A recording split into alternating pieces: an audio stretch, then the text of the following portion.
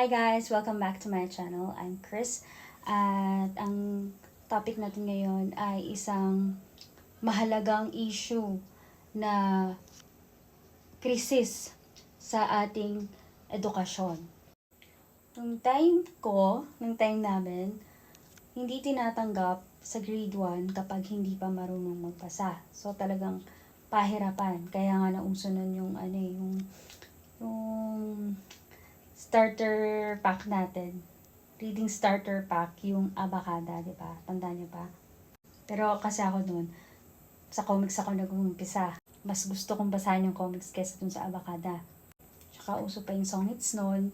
Grade 1, nakakabasa na ako ng song hits. Hindi naman kasi talaga bago yung issue na merong mga nakakatuntong ng high school na hindi marunong magbasa kasi 1995, mga ganong time, naririnig ko na yan, may mga nakapag-high school na ipinasa na hindi naman nakakabasa. Pero hindi ganito kagrabe. Depende kasi yun sa teacher or sa school at sa pagbabago ng isang curriculum. Yun nga, nung panahon namin, sa English class, matatandaan ko, meron ng reading, meron pang language. So, ganun, pinahalagahan yung pagbabasa.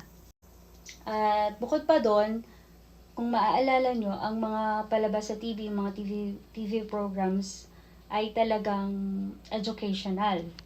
Matututo ka magbasa, pagbilang, diba kasi, diba kung mahilig kayo sa science, merong, kalimutan ko yung program na yan. Tapos kasabayan nyo ng Matinik, Hiraya Manawari. So masasabi nyo talagang educational program. Ayun, naalala ko na, siniskwela, ang walang kamatayang siniskwela. Kumpara nyo ngayon na, diba, anong mga palabas ngayon? Wala na halos pambata eh. Kung meron mga pambata, nandun na sa gadget, tutok na yung mga bata sa gadget. Wala na masyadong guidance. At walang limit yung time screen nila. Dati nakaranas pa tayo ng paper dictionary, di ba? Talagang paghihirapan natin yung mga sagot natin, pupunta pa tayo sa library. Ngayon, lahat accessible na, easy access, may internet, may smartphones. Nakakalungkot na kung kailan nagkaroon ng smartphones, bakit ang mga tao hindi na smart.